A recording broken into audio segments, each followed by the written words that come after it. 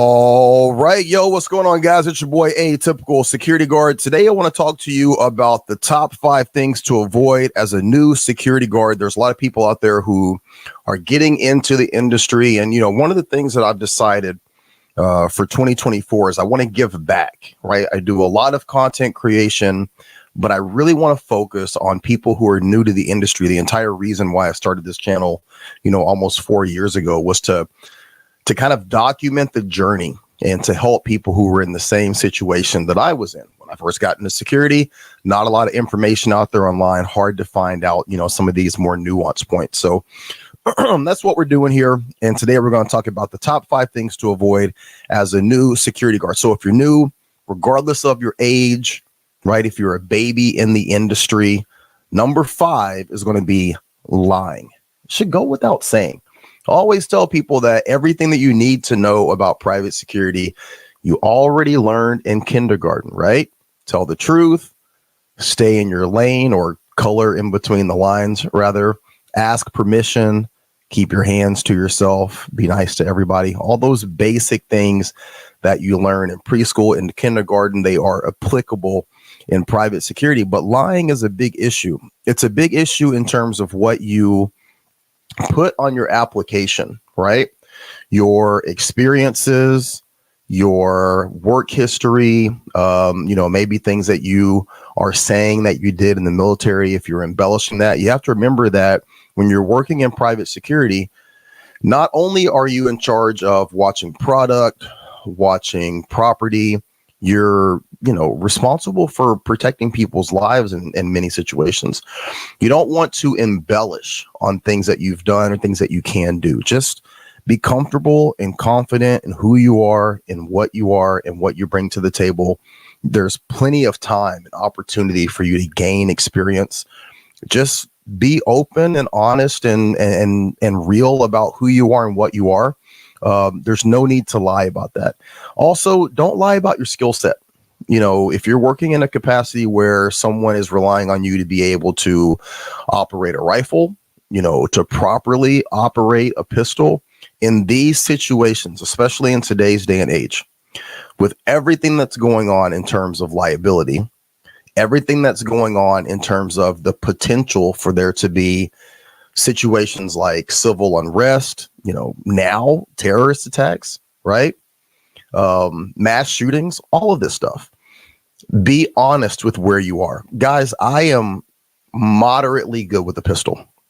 I would not want to lie or embellish and say that I can take on certain responsibilities where you need to be excellent with a pistol, and I am horrible with a rifle. So again, I can't take positions that require me to be super proficient with a rifle. Just be honest about where you are. And again, anything that you want to do within the security industry, there's opportunities out there, plenty of ways for you to go about getting that training, but be honest coming in the door. Number 4, too much gear. I know it's hard for me to believe that I just said that, right? I am not the equipment guy. I'm not the uniform police. I'm not the guy that gives people a hard time for what they have. But when you're coming into the industry, there is a limit, right? You can go too far. Even I, the person who, generally argues for the fact that people should be able to wear whatever kit they want to wear, you can take it too far. All right. So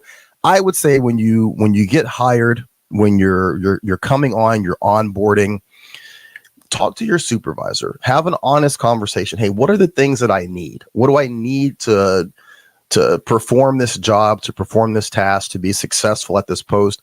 And what are some of the things that, are kind of on the table in terms of, stuff that I want to have?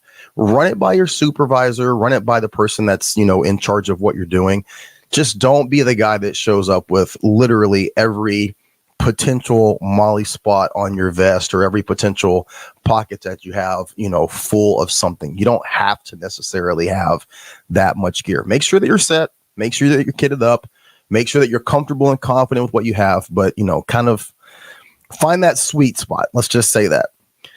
To that point, number 3 is being that guy. What do I mean by that guy?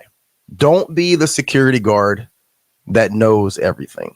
Again, I can fall into this category. I know there's a lot of people out there, either on this platform, a lot of people on social media, definitely people that I work with who would say, hey, he's that guy. He has an answer for everything. He thinks he knows everything.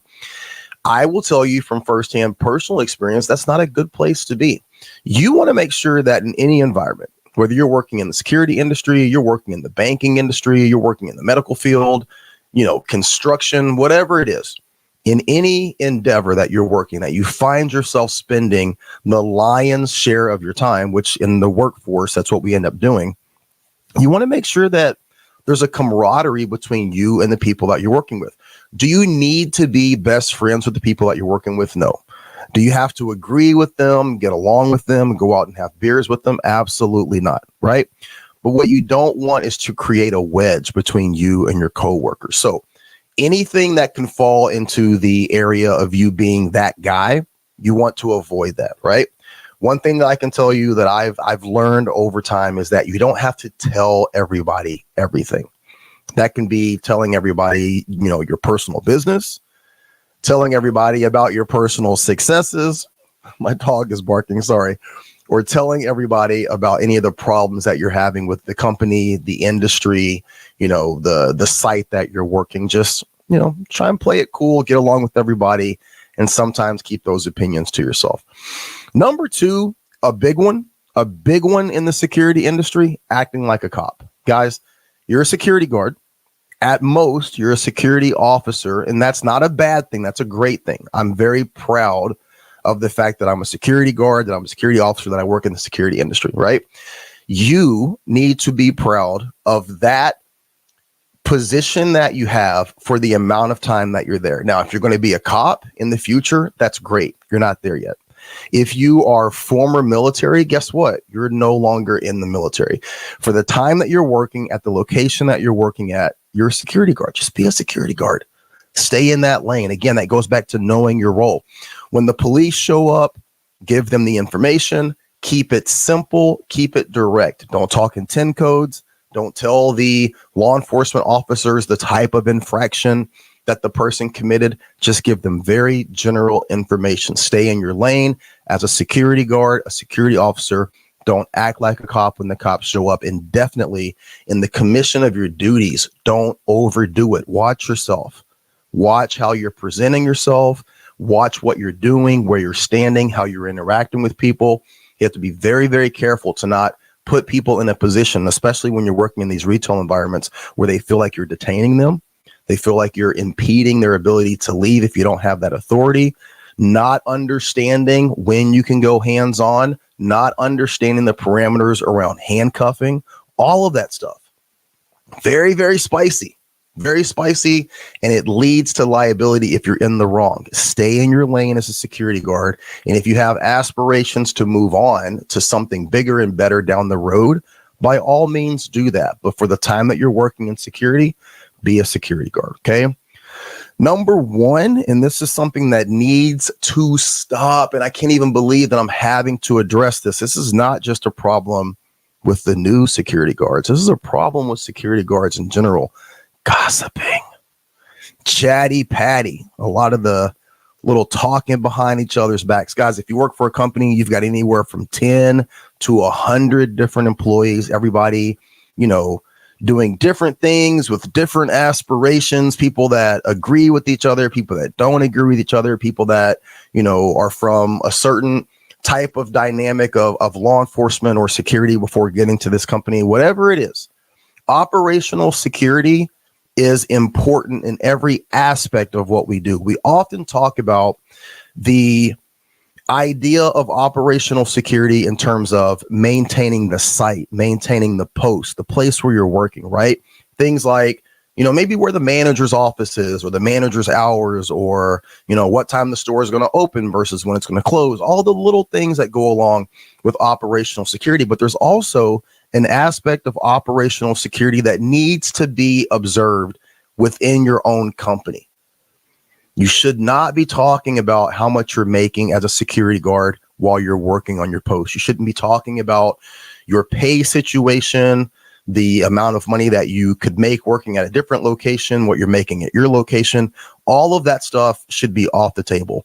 Issues with your supervisor, issues with coworkers, issues with management, issues with the company in general with which you work for should not be a conversation that's being had officer to officer, especially while you're on post. Problems with the contractor where you're working, if there's issues with the manager, there's issues with the employees, there's issues with any aspect of how business is being done, that is not the place for you to be offering your opinion. Remember, everybody that I just named, the contractor, the employer, the supervisor, these are people who are in a position to affect your money, right? And you don't want to put yourself at odds with these people. So learning to show up, do your job, keep your mouth shut, and not get into a gossip situation. Something that a lot of people coming into security need to be aware of, and definitely something that a lot of people that are still in security and have been in security for a long time need to reevaluate. Because at the end of the day, whatever you say, it never stays between you and that person. You're having the chatty patty conversation with your employee, it gets back to your supervisor, right? You're having the chatty patty conversation with the contractor. You say the wrong thing, you upset the wrong person. That causes a problem, right? Across the board, it never works out. So just be aware that that is probably one of the biggest issues. It goes right alongside with general operational security, just staying quiet, not giving your opinion on everything, not always talking about, your politics versus somebody else's politics. We're getting into these conversations between you and the employer or you and the contract holder, just keeping it to yourself. Gossiping, big problem. Okay. So if you have any thoughts on this, if you have anything that you would like to add to this list, or if you disagree with the 5 things that I put on here, drop that comment below. Remember, the best thing that you can do is like, share, and subscribe to these videos. And also check out all of the other top 5 videos that I have for private security right here on this page. As always, if you're working, stay safe, keep your head on a swivel, be extremely careful, and as always, be great. All right, you guys take care. Be great.